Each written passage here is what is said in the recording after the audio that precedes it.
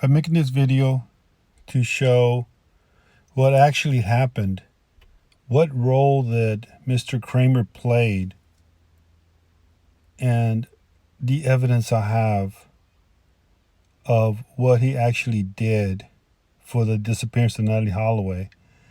Him, in conclusion with Mr. TJ Ward, the lies that he told, and the stuff that he made everybody believe. And I'm going to show you guys the proof, solid proof that's not out there, that the production company was not willing to show, or maybe they didn't know about it. Only TJ did. So you could take everything that I'm about to say with a grain of salt. It doesn't matter to me. I have the proof. It doesn't benefit me to lie about the stuff. I have proof, solid proof. And everything he played, the whole role, all this stuff. So let's get started. Back in 2015, around September, after I gathered information from Mr. Ludwig, after a couple of years, I would say, gathering the information, I was, how should I say this? I was like, not sure, but willing to bring up some evidence to Mr. Holloway, because I didn't want to give him false hopes. I did not want to call him until I kind of knew and I felt I was right to give him the information. Something that he knew that nobody else would never know. So I decided to call him. He answered. And it was kind of funny how I got his number. I just looked it up, and Farmers Insurance shows up. His name shows up from where he lived. And that's how I got the number. He was actually working that day. He was kind of shocked when he answered, and I told him that, who I was and that I had information. And if he would like, I would like to show it to him. He goes, a lot of people say this, say that, and they give me the runaround. I said, okay, well, let me show you. Let me prove to you. So I did. Then he thought about it for a day, calls me back. He goes, can you talk to my investigator? I said, sure. A couple days later, TJ Ward comes. I was living at Living Bay at the time in the city of Venice, Florida. Mr. TJ Ward comes, and he sees a couple of videos and stuff like that. So he goes, can I share those with David Holloway? And I said, sure. I download them in the USB, and I went ahead and I said, look, listen, this is for you to show Mr. Holloway, not for you to promote it, not for you to show it anywhere else. You don't have the right. And I actually made a recording of it also. So he agreed. And then he calls me back and he goes, I can't believe this. I can't believe this. This is really good material. So then he goes, I'll get in touch with you. I said, okay, fine. He did not get in touch with me till 6 or 8 months later. He goes, listen, I would like to see if I could do a sting operation, but I need you to go to the Gulf of Mexico, right off a couple miles off Sarasota, but it has to be international water so I could record. I said, okay. He goes, I will pay for John, you, and one of his friends, and food and all that for a fishing trip. I said, I agree. Okay, fine. So then he agreed to pay my cost. So then we went, and they tried to get John. There was 2 investigators. They tried to get John to talk, and he really didn't want to talk. He really wasn't feeling it. One of his investigators by the name of Kathy, she tried, and we really couldn't get much because the boat's engines were too loud. That's where he was talking. Yeah. And he used his ugly ass with bait. He's our friend also. Oh, he's already hitting on the girl? Look at him, Dave. Oh my God. He's in Florida. Yeah. Look at him! Oh my God! Look at Dave. I'm gonna take pictures. She don't got picture. Want to take a picture of your ugly ass? It's fine.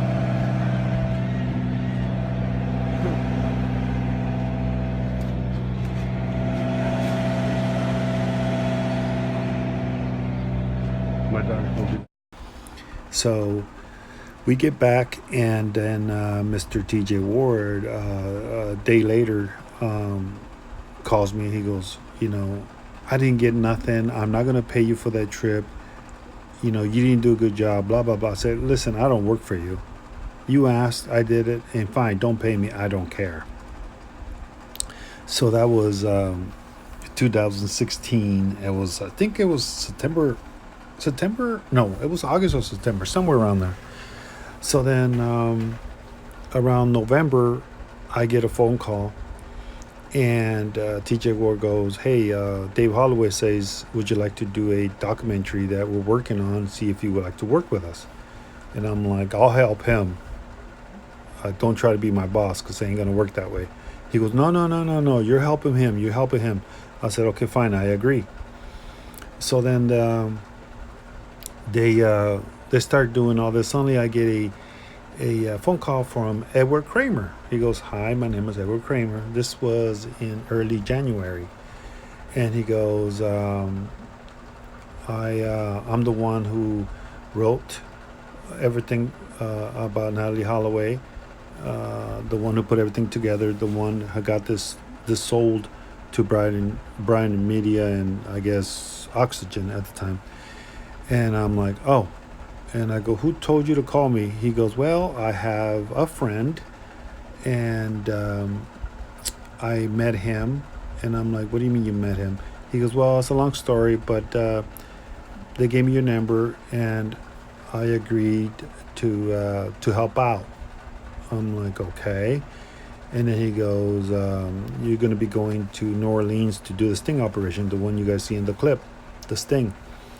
So I go and I do all that, and they did pay for my airfare there, and they paid for my lunch and all that, and John's, and they got what they wanted. But at the time, TJ was trying to control me and tell me, you can't go here, you can't go there. I used to tell him, you need to go fuck off. I'm gonna do what I want. You don't pay me for this. Just because you pay me for a fare, I'll give you the money back. You could go fuck yourself. Excuse my language.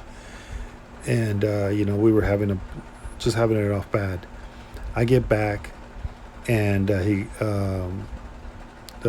of the production company calls me, and he goes, hey, listen, I know you're helping Dave Holloway. We'd like to see if you could, come and record a couple of things. And I said, well, I don't want TJ Ward there. I don't like it. There's something about him. I don't like him. He goes, well, he's a good guy. Just got to get him a chance. I go, no. There's something about him I don't like. So then I agreed to go down to Tampa and record what you see me sitting down with TJ and Dave Holloway and talking about, a couple of things there about, when the first thing that John said with cremating her and stuff like that. So I went there, recorded all that, and then I came back. And once I came back, I get another call from Edward Cramer. He goes, hey, listen, buddy. He goes, do you have a manager? And I said, I don't have what I need a manager for. I don't have a contract with him. He goes, well, you're the one who's involved in all this. You're the one. Without you, they don't have nothing. Let me be your manager. And this was around March, I will say, when that happened. When I finally we signed a contract with Edward Kramer, that he was going to be my manager. And watch out for me, make sure nobody screws me over, and you name it, just in case somebody wanted an interview, whatever, money wise.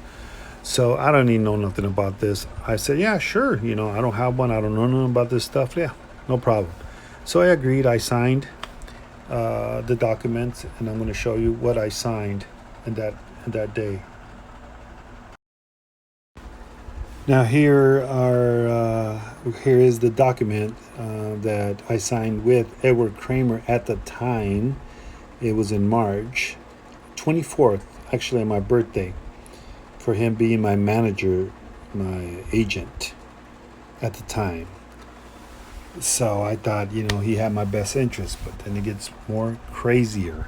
It just gets crazy. So we started building like a relationship. He would tell me, "What do you think about TJ Ward?" And I told him what I thought about him. I didn't like him. I thought he was a complete asshole, and I just said I don't like the guy. So every time they wanted something, he would be like the middleman. I was working with Alex, the producer, and then I got to a point where I said, "Look, guys, I'm doing this. You guys are not paying for me. Don't tell me you want this, you want that. I'm not gonna say something that is not true. So if you guys don't like it, then I don't do nothing. Plain and simple. No, no, no, no. We have to make it look good for the camera." I said, "I don't give a shit what you guys want for the camera. I'm gonna say what it is, plain and simple." So then Kramer goes, "Well, you should get John to do this. You should get John to do that." I said, "Hey, I'm trying. I am really trying to get John to do certain things, but I cannot let him find out." So we go down there. We do the first recording. We go with his girlfriend, and as you've seen on the clips, and he's basically giving me the kind of run around that day. We go to the St. Marie Cemetery, and he's telling me right there, I remember, clear as daylight, "Look at this, lot 15. People would have never known." I'm like, "What did you say?" He goes, "Nothing. And he went and he walked straight there, straight. I'm like, I just couldn't believe it. I just could not believe it. So we kept walking, and as you see this picture, it's around that area. But you see the second picture, the one on top. The one he showed me was in the bottom, if I recall. It was all moldy, old, and it's been used. And you can see somebody went with a chisel and broke it out. And I'm like, what are you saying, that she was in here? She goes, no, don't listen to what I just said. So then he just takes me somewhere else. So then we go back of the church, right in back of the church. He goes, "This is where they used to cremate people and animals." I'm like, "Well, this is supposed to, you said that she was cremated." He laughs. He goes, "That's what I wanted TJ to know." But no, she wasn't cremated here. She wasn't cremated at all. I'm like, "What? But you just told him." "Yeah, I just told him because I wanted to give TJ the runaround. I wanted him to make him look like a fool." I'm like, "John, you can't be lying this bullshit. You making me a goddamn liar. And I'm tired of your crap. Just come clean." He goes, "No, we never did. We never cremated her here. It was a thought that we had that night. It was a thought." I'm like, "Are you kidding me?" He goes, "No." So then, as we're going out, he goes, "Let's go check something out." And I'm like, "What do you want now?" So we go in again, and he takes him to another spot. And then he goes, "Look at this, look at that." And I'm like, "Okay." And I still remember. And then he goes, "Aren't they cool?" I'm like, "Okay, what is this?" He goes, "Oh, no, nothing." So then we leave. We go back to the hotel that afternoon. Later that afternoon, Edward Cramer calls me and he says, "Hey, what's going on?" I'm like, "What do you mean?" He goes, "How did it go?" I said, "It went pretty good." He goes, "Did you get any film from that water bottle?" I said, "No, because it's a piece of crap, a camera you guys gave me." I said, "I couldn't hold any footage on that." And he says, "Well, TJ's going to get mad." I said, "I don't give a shit what TJ says." And he goes, "Did you take video?" I said, "Yes, I did." He goes, "Did you take any pictures?" I said, "Yes, I did." He goes, "Can I share it? Can you share them with me?" I said, "Well, my phone is not working too good to send stuff. Here in Aruba, I got bad reception, so I'll just do it when we get home." And then he goes, "Okay, that's fine. You have any other information?" I said, No, not tonight." So the following day we go and we go to the field, where supposedly Natalie's body was at. So then we go and TJ Ward shows up with Dave Holloway. The crew, was there. Everybody was there, and then so we're walking to the place. John is not there. He didn't go. Um, so then I took him where John showed me to the right side, facing the cul-de-sac, and we didn't find nothing. You could see Dave desperate, desperate. He was getting thorns on him and everything. He didn't care. He was going under the acacia trees and all that. He did not care. He wanted. I felt so bad. He just wanted to see if we could find her, and we didn't find nothing that day. Nothing. I was so mad. They sent the dog there, and there was just too many thorns, and it was too hot that they called the dog off. And teacher goes, well, I'm not going to pay for another day. And I'm like, well, why don't you guys let the sun down and search again? And they said no. Dave was, pretty bummed. I felt really bad for him. And then he goes, well, we could keep trying. So then the following day, I go again with John, and John goes, it's been so long. It could have been on the right side. There's a whole bunch of boulders, and there's a big old cactus tree. And I said, okay, well, let's go. He goes, well, we can't even get through there. So I went to the store, bought a couple of machetes, and I cut my way through there. And then he goes, this is where we supposedly, I told TJ Word that they put her in the ground. And I'm like, what do you mean? He goes, yeah, that wasn't true. I said, what? Come on, John, quit playing these stupid games. He goes, no, I didn't get her off the ground. They never put her in the ground. I said, what? He goes, just think what I'm telling you. And I said, okay, well, then what are you going to tell me, another lie? He goes, look, it's somewhere over here, but we need to cut our way through there. And I have videos. I got videos to prove to you what I'm saying. So we're walking, and we're walking straight back. And you know what? Let me find the video, and I'm gonna put this video so you guys will see where we walking. Today is April 9th. It's about 2:06 p.m. and we are walking in to this desert where Natalie Holloway was put to rest by Paulus and Paulus Vandersloot and Joram Vandersloot.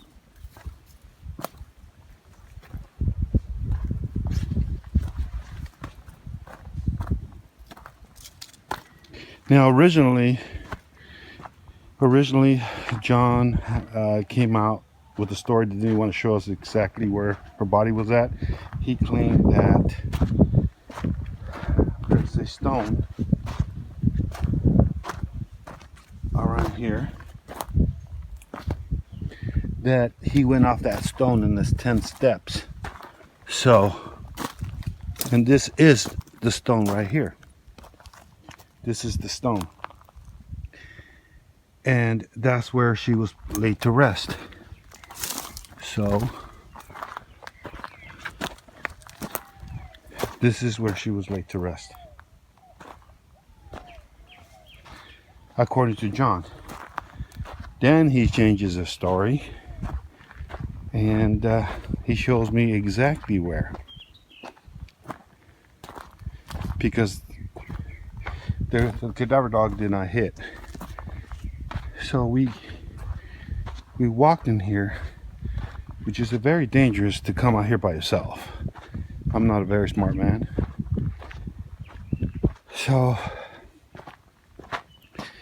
we walked in here, just got to watch out for snakes and scorpions and you name it.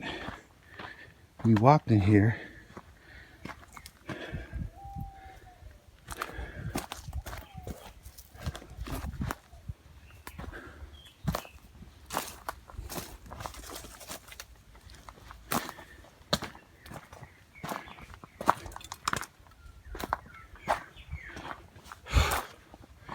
This is where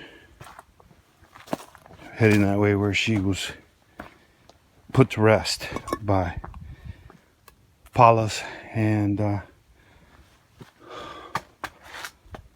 Joran van der Sloot's dad. I mean, Joran van der Sloot and Paula's. Okay. I should have went that way. I'll just try to be more careful.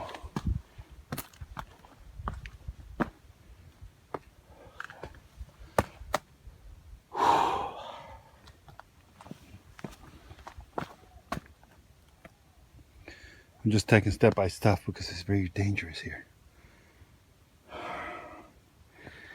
Very dangerous.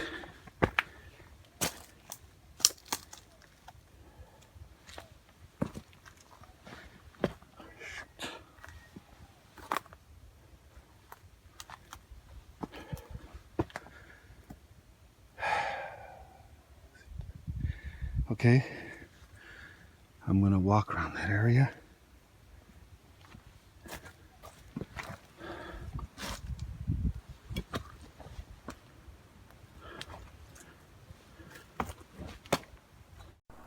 So as you've seen on the last video, supposedly back in 2008, Paulus and Van der Sloot came to move the body of Natalie Holloway.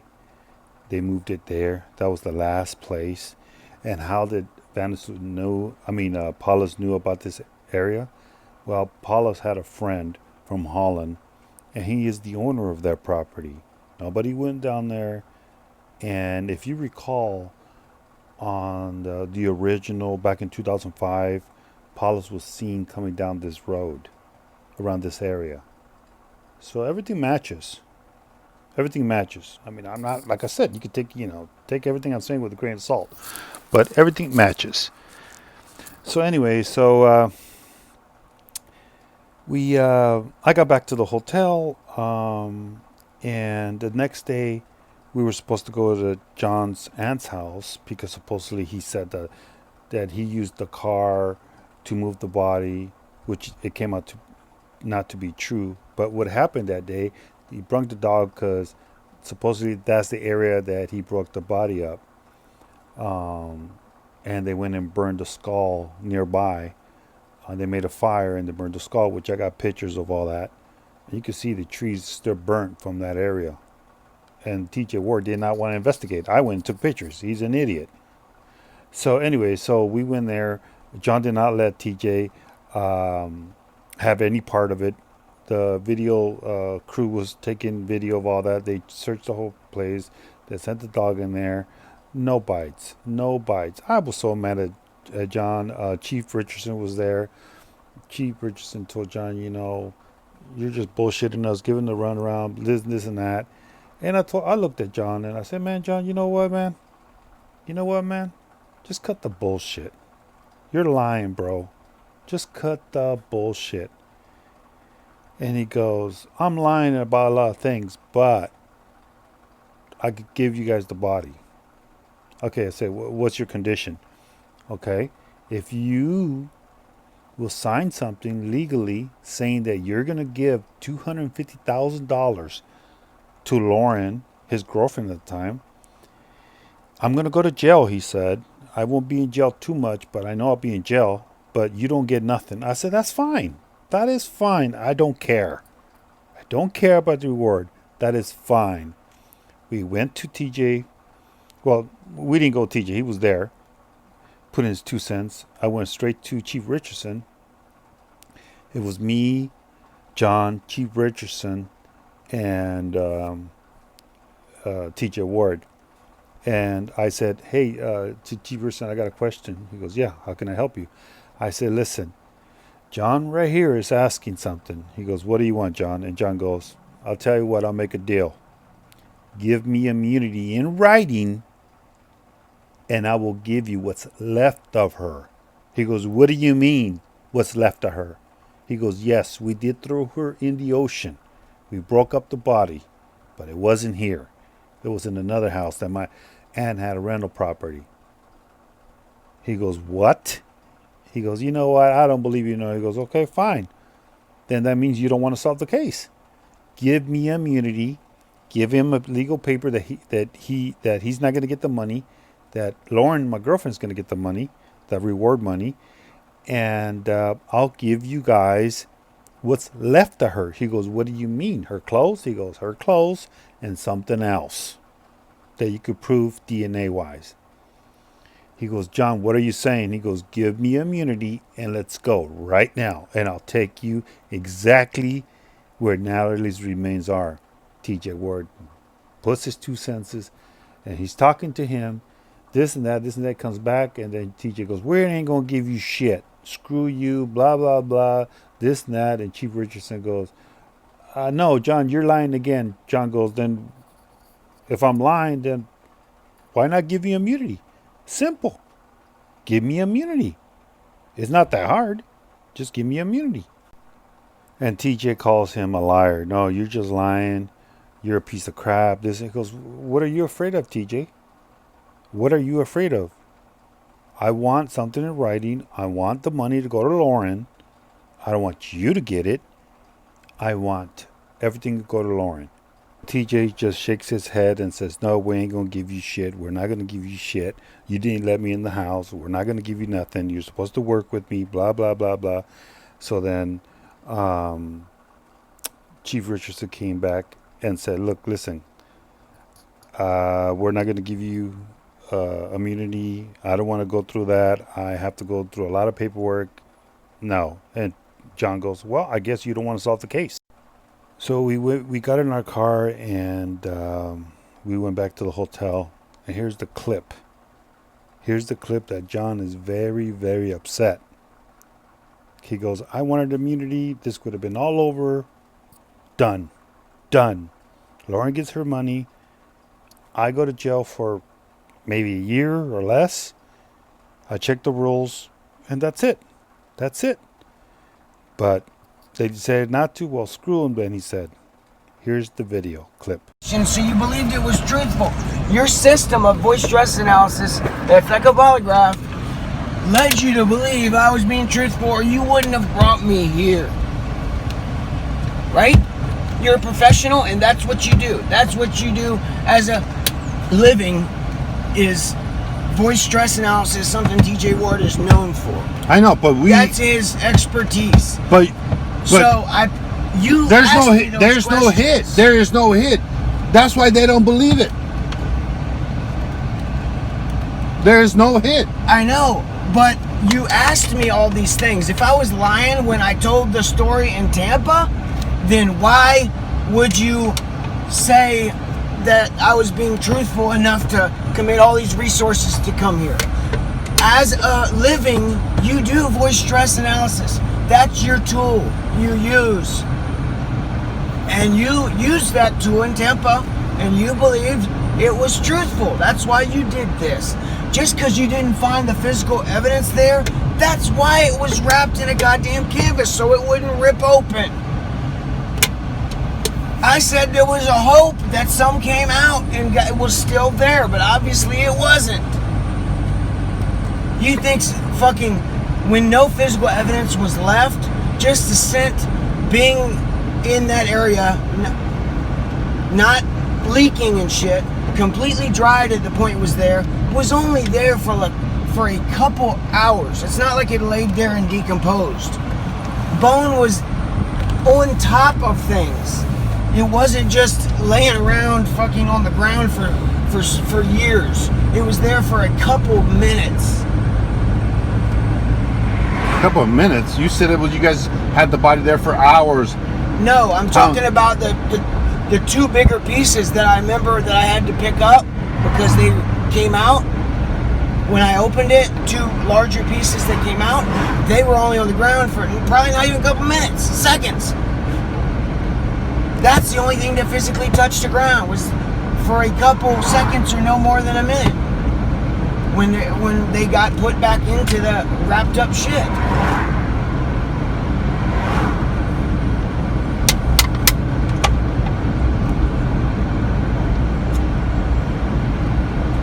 They knew that shit wasn't there for decomposing in that yard. Yeah, if it was decomposing in that yard, yeah, there should be still scent, even if it wasn't still a big chunk of bone or even a small chunk of bone or fragment there. It should still be there if it was there for an extended period of time. It wasn't. It was very brief.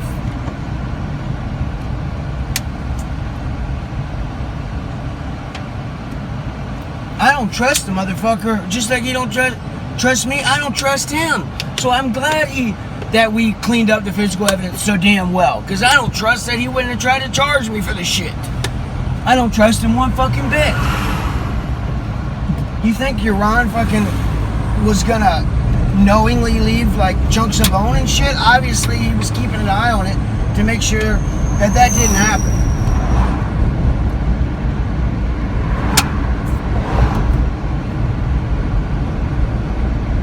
I don't appreciate fucking Dave Holloway threatening me and shit last night on the phone. That's ridiculous.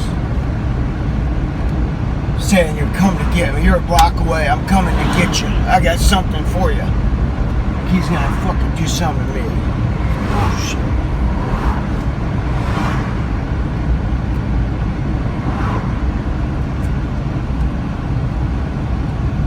Do voice stress analysis. That's your main tool to find out for a living, like if people are telling the truth or not. That's the new technology, more reliable than polygraph, they say. That's what he uses for a living.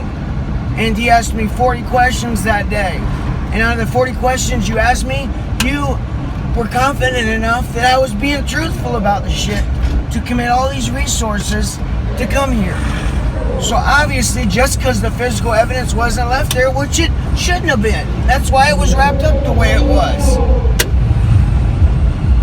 Just because the physical evidence isn't there doesn't mean that I didn't make him feel confident enough in my answering of his questions and description of what happened to commit all these resources to come here. So obviously, he believes that was truthful because he does that for a living. He's done that to many suspects for many crimes, and they say it's more reliable than polygraph nowadays. That's a new technology. So somehow I miraculously lie my way through to beat that technology when I have no experience with that kind of lying to beat that kind of stuff. So that's all there is to say. That the physical evidence wasn't there because Iran made sure it was wrapped up. But as far as me telling the story what happened, he believed that was the truth or he wouldn't have committed these resources. That's the end of what I have to say about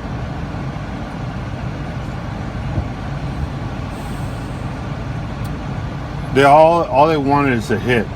I understand that, but that's the reason that it was wrapped in canvas, so it didn't rip open. I explained why it was wrapped in a thick-ass, big leather canvas that was wider than the section of tarp that she was in at the time. Tarp was rolled up into the canvas when it was hit with a sledgehammer for a reason, so it wouldn't rip it open and shit wouldn't go flying. Obviously, it was effective.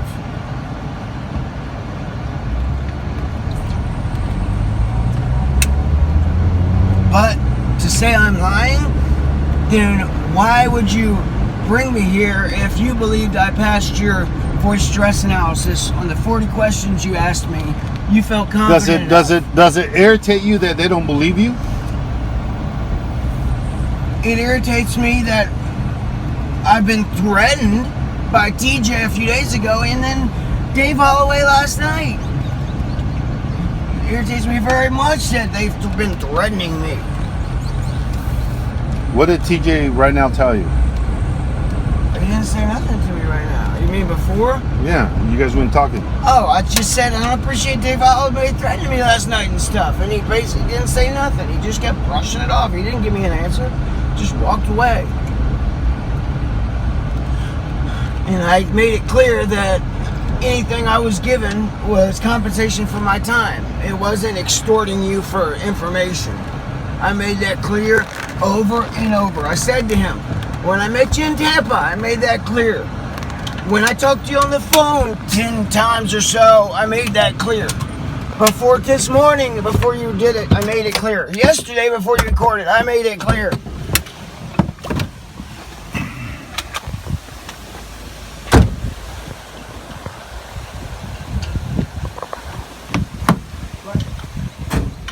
some world-renowned investigator that uses that voice stress analysis as his main tool in his profession, for me to beat that by lying in 40 questions. 40 questions, and you couldn't tell that it wasn't true. So obviously it was. If you put your faith into that science with your whole, everything your business is about, put your faith into that science. So I beat the 40 questions on that science by lying. That's what you want me to believe. Okay.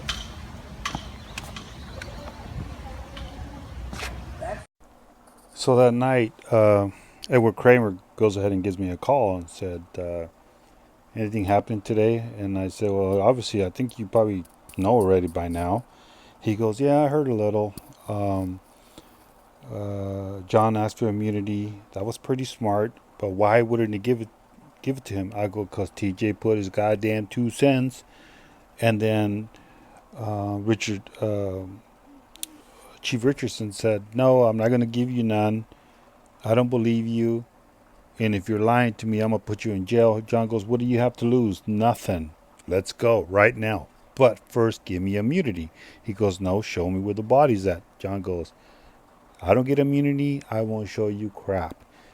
So Edward Kramer goes, did you take pictures? Did you take video? I said, I took video of everything. The conversations, everything. Oh, do you have them? I said, no. What happened after you guys went back to the hotel? I said, well, he was still upset that they don't believe him. And I told him why they don't believe him. And he goes, well, it's their goddamn laws. They want to play games, let's play games. And then he goes, do you happen to have John's email and stuff like that? Maybe I could talk to him because maybe he needs somebody to take care of him. I go, what do you mean? He goes, like an agent or something. And I said, I don't think he needs an agent, but I could tell you one thing. He signed a document with me regarding, I own his pictures because I gave him money, or I've been giving him a lot of money, and he signed it. He goes, who wrote the paperwork? I said, a friend of mine, an attorney here in Sarasota, Florida. He goes, oh, I see. And then I said, I just want to, cover my ass for the money I've been giving him. So he goes, well, can we talk with John or this and that? And I'm like, I don't care. But I'm too pissed off at him. I don't know where he went right now. I don't even know he's not here. So then, we came back to the U.S. And a couple of days later, I see John. And then he goes, we need to go back to Aruba. I go, for what? He goes, we need to go back to Aruba. Meanwhile, TJ Ward gives me a call and says, you really messed up my production. I said, what the hell are you talking about? John screwed everything up. And I said, man, I don't know what you're talking about. You could go to hell. Screw you. Basically, I told him to go fuck off. And I didn't want to talk to him no more. And then Kramer called me not even 5 minutes later. Hey, what do you think is going to happen after? I said, what do you mean? I don't give a shit. I don't have a contract with Brian Media. I don't care. So what are you going to do now? I said, what do you mean? What am I going to do now? What is John going to do? I said, I don't know. I don't give a shit. I'm pissed off. I'm done with this shit. I'm just tired of this. I'm tired. I'm running out of money. I'm just tired. So he goes, you have those videos? You could, you could show me. I said, nah, man. He goes, I'm going to write a book. And if you can't, share information with me, how can I get this book together for you? And I said, man, I don't know, man. I think you're just bullshitting. I think you're just stringing me along. You promised me this, you promised me that. All I want is my money back. All I want is my money back that I put into it. That's all. I don't give a shit about anything else. Oh, well, you need to release all those pictures, all those videos to me so I could help you. That's the only way I could help you. So I said, well, you know what? Right now I got a lot on my table. I got things to think about. I'll let you go. A couple of days later, he called me. I didn't reply. And John comes up to me. He goes, "Hey, we need to go back to Aruba." I go, "For what?" I said, "I'm practically broke." He goes, "Well, we need to go back to Aruba." And I'm like, "I don't have the money, bro." And he goes, "Well, if you really want it, and you want to solve the case, it'll be worth it to you. Come up with the money I need, and let's go. And let's go." So I said, "I'll see what I could do."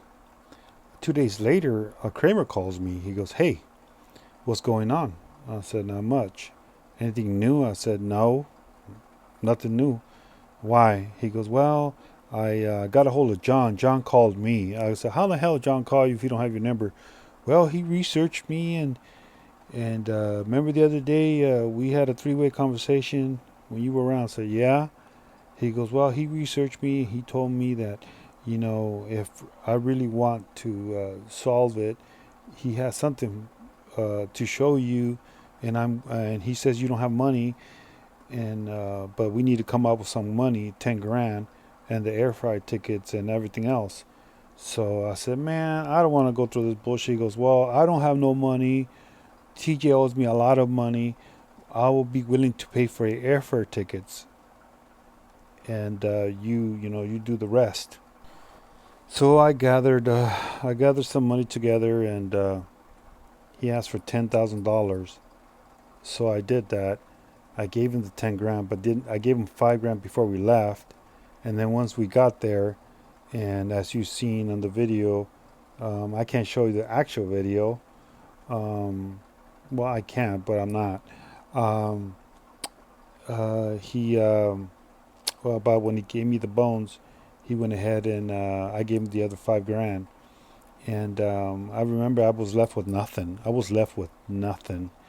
Anyways, and then we come back, and Kramer goes, as soon as they say it's gonna be her, you're gonna get a book, and you're gonna get all your money that you put into it. Don't you worry. I said, "Well, how the hell are you so sure? What about if it's not her? What about if it's another person? What about if Vance would kill somebody else? What if?" He goes, "Don't worry. Don't you worry. TJ's counting on this himself." I said, how are you so positive? How are you so sure?" He goes, "Kowalski is my best friend. I'm the one that hired him." I said, "What do you mean you're the one that hired him?" He goes, "I'm the one that brought him aboard. I'm the one that hired him." I said, "Oh." He goes, "He worked in 9/11 and all this and that, all that." And I said, "Well, who has the bones?" He goes, "Ha, TJ gave them to me." I said, "Why wouldn't TJ give the bones to Kowalski?" He goes, "No, I'm the one that took the pictures. I had them for 2 whole weeks in my possession." So Chief Richardson gave them to Dave Holloway. Dave Holloway gives them to TJ Ward. TJ Ward brings them over to the U.S. without claiming them, and gives them directly to Edward Cramer, not Kowalski. Kramer. And you guys could research this, because Kowalski himself has said he did not receive the bones 2 weeks after. And I said, "Well, why do you have the bones? Why did TJ give you the bones?" He goes, "Oh, because I'm the one that took the pictures. The pictures you see in the magazine, the pictures you see on TV, I'm the one that took them." I'm like, "How did you do this?" He goes, "Oh, I have cameras. I have all the special stuff. Why don't you come down? I'll show you in my house." I was curious. I went over. I got there, and he shows me his house, shows me his dog. He has a computer upstairs, and he has a mess everywhere, papers everywhere. And then we go downstairs, and on the left hand side, he has all these boxes. And then suddenly, I see this skull in glass, and it says University of Atlanta. I'm like, "What the hell are you doing with the skull?" He goes, "Oh, that's because I have a medical degree," some kind of stuff like that, some bullshit. And I said, "Really?" He goes, "Is that real?" He goes, "Look at it." And I go, "I ain't gonna touch it." He goes, That's a real bone." And I'm looking at it. It looked real to me. I mean, I know what plastic looks like. I know it wasn't concrete because it looked just like a goddamn bones. So I seen the room where he had a green board on the back, and where he had where he took the pictures. But like I said, when I left from there, everything rubbed me the wrong way. Everything.